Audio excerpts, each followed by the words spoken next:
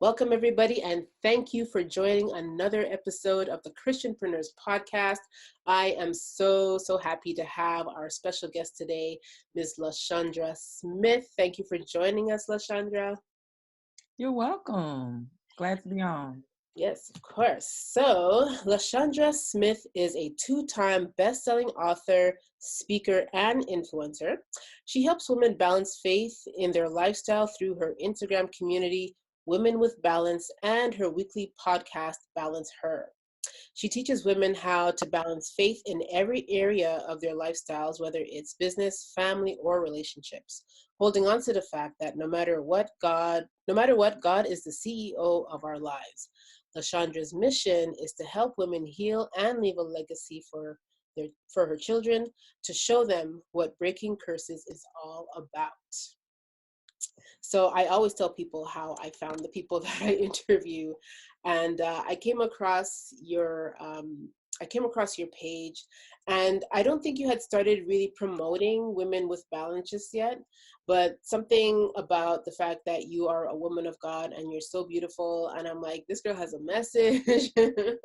So I'm like, I have to have her on to, talk to us about what she does. And then I saw Women with Balance. I'm like, this is so perfect, because I feel like, a lot of the conversations I've been having have to do with balancing faith within our entrepreneurial lives. So I'm really looking forward to this conversation. Now, I listened to your podcast, and one of the things I want to ask about is it has to do with your bout with obedience, because I understand you were trying to avoid this for some time. Yes. So tell us about your bout with obedience and how Women with Balance was born.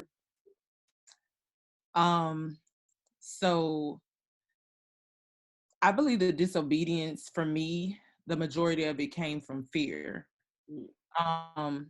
It's not so much of like, I just don't want to do what God is telling me to do, but it's more of not believing enough in myself. But then in understanding that and not believing in myself, that means I don't believe in him either. Right. And so that was the struggle and the bout with the disobedience.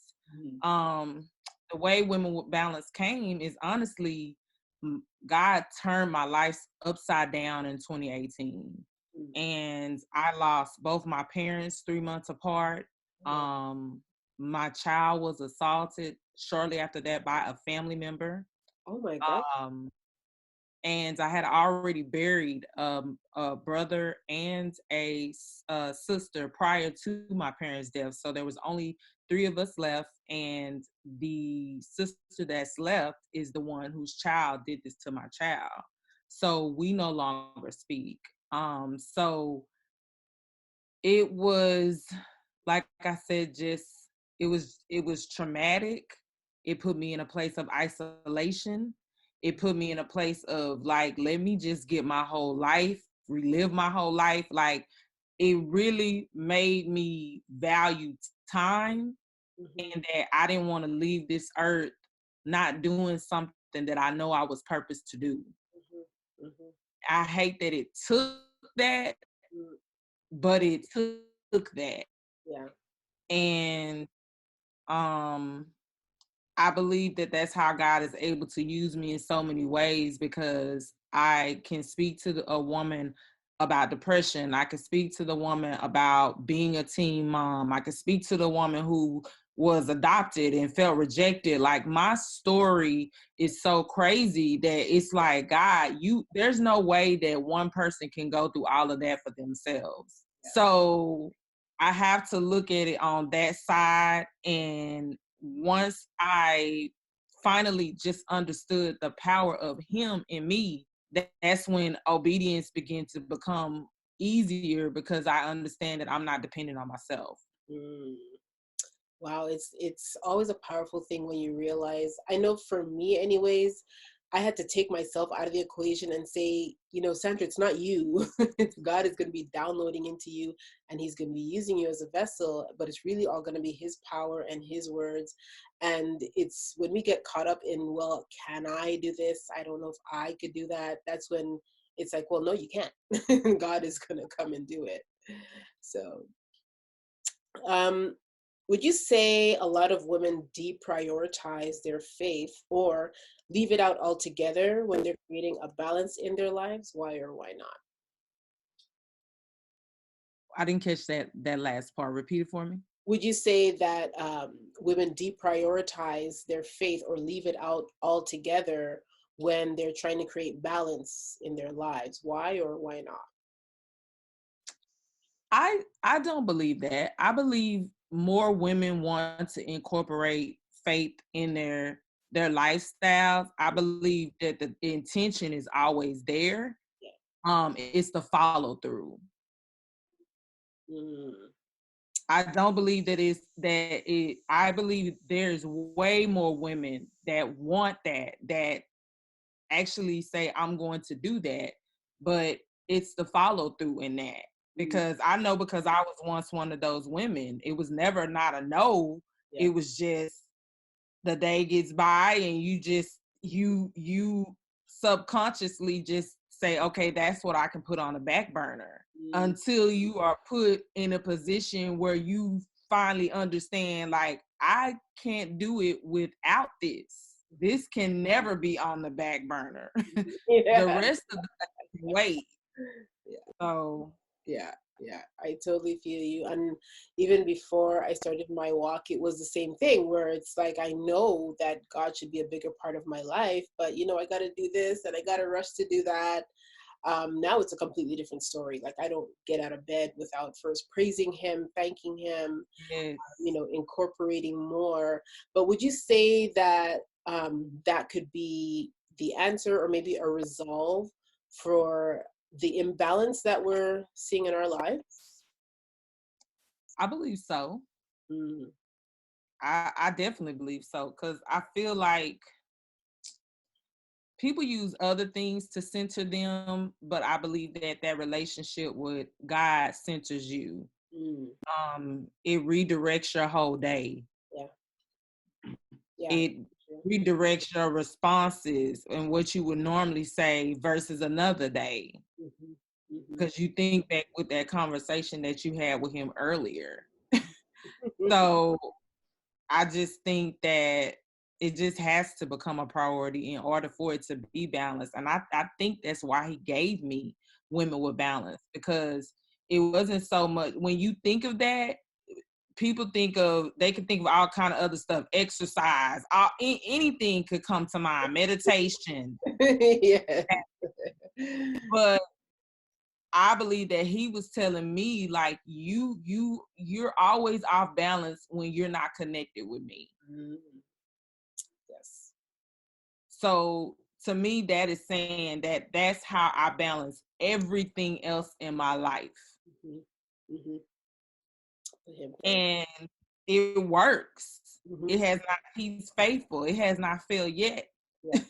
Yeah. And the very things we think we need to get done, we don't have to get done. And guess what? We're here to live another day. Yeah.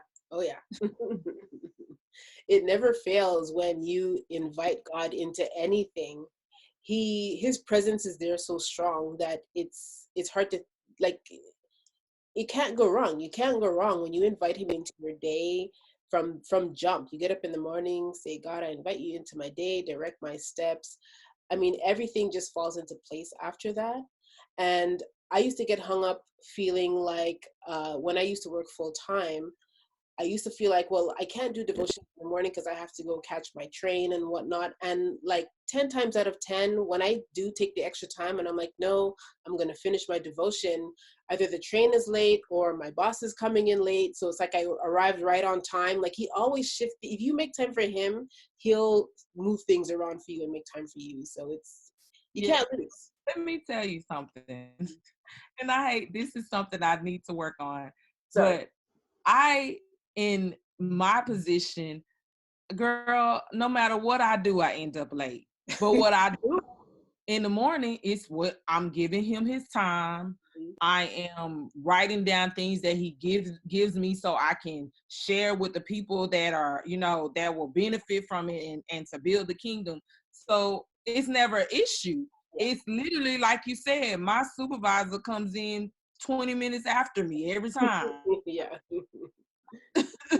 because it's like you're doing something for me though. Yeah. And I feel like he does do that. He gives you that extra time. Mm-hmm. All the time. It never fails. You know?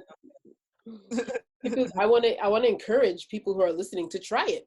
Just one morning, get into your devotions, and instead of watching the clock, just keep your eye on the word, spend time with God, and then by the end of it, see what happens. Yep, I'm just putting it out there. I agree. So, what is the biggest obstacle for anyone to finding balance? So, not just women, men, women, kids. What's the biggest obstacle? I believe the biggest obstacle is self-worth, Mm, because that's and the thing is we put that low self-esteem um in women, but men have it as well. And that's why a lot of them may not be the best men that they can be because they don't have any self-worth. Um you I used to think men cheated because of something you did, but men cheat because they need that much attention because they just don't believe enough in themselves. okay. And I think that in order for you to achieve balance in anything, you have to understand and know your self-worth, because that's where healing begins. That's where direction begins. That's where clarity begins. All of that ties in with each other. Yeah. And would you say the journey to knowing your self-worth starts with putting God first? I definitely would say that. Yeah, I agree. Definitely would say that. Yeah. Because when you hear how he talks about you and how he loves you, Hmm. you can't help but to love yourself more. Yeah. Like, I have somebody that loves me like that. Who would die for you? Yeah, that's pretty huge. So, what can women expect to learn and take away from listening to your podcast?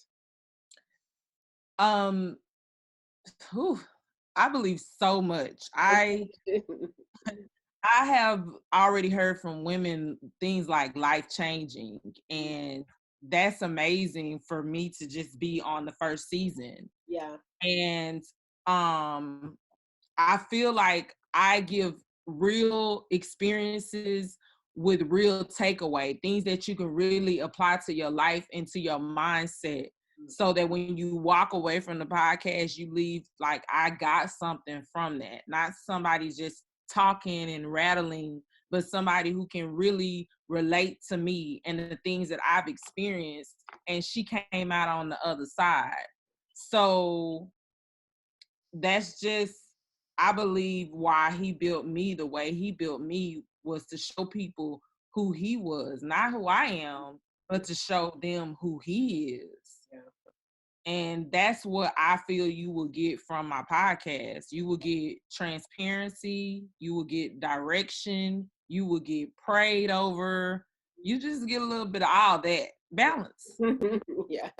I love that. And I did hear, the prayer at the end. And again, I encourage anyone who's watching, who's listening, to please check out the BalanceHER podcast. I love that you use the point system. So that is just highly effective. Just this, the calling out the homework, do 1, 2, 3, 4, 5. Boom, you have it right there. I love that. It's so easy for people to follow. And a lot of times, if they do follow, if they're hearing, if they're listening and they do follow, they'll see a difference. They'll see transformation. Honestly, Exactly. yeah.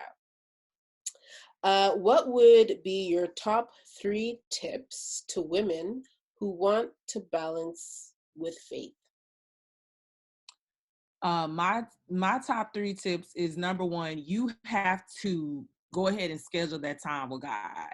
Mm-hmm. Um, it People want to say, "Oh, you should just do it like it should just come naturally." Hey, that's not working, sis. That ain't gonna work. Yeah. You got to go ahead and put an alarm in your phone Think about your best time of the day that you can have by yourself with no interruptions. Like for me, it's early in the morning. My husband goes to work at like 5 in the morning. My kids are still asleep. So I got like our window, like about 6 to 7 that I can just have to myself. So you need to do that, number one. So I would say that's two things. You first need to schedule the time, and second, you need to find your closet. You need to find your spot where you feel most comfortable at, where you can be your total vulnerable self with God, because it's just you and God. And the third thing I think that you should do is definitely get an accountability partner, especially in the beginning, because the first 30 days is going to be the hardest. And if you can at least, like if you're married, if you and your mate can do it, look, single moms, get your child and do it. Wherever you can get accountability of a person that say, hey, you remember we were supposed to pray, right? Yeah. Yeah. Yes. That's the best way to incorporate it and get your prayer life together. Yeah. Yeah. Because how many times, and I'm speaking to the listeners, how many times do we schedule ourselves to do something, but because we have no accountability partner, we're like, oh, I don't really need to do this right now, or I could do it later, or I could do it tomorrow, and then it never happens. Exactly. Quickest way to fall into a trap: do not have an accountability partner. So before I let you go, let us know where we can find you online. You can find me on all things Women with Balance. Women with Balance on Instagram, Women with Balance on Facebook. The website is www.womenwithbalance.org. So if you type in Women with Balance, it should pretty much come up. Okay. The podcast is BalanceHER. You can also locate it on either the Instagram page or the website as well. Okay. And you're on Spotify.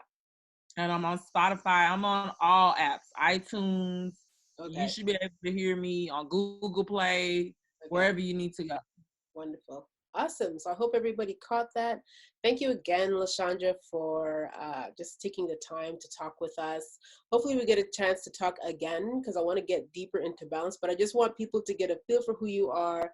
Check out your podcast. And then when I start getting more questions about balance, I think balance is a really important subject, because a lot of us are suffering burnout and stress and things like that. And, it really starts with putting God at the very top. So yes. I think people might want to dive deeper into that, but that would be for next episode. We'll have you back for sure. Yes. Thank you so much. Thanks for having me. Thank you. Have a good one. All right. Bye-bye.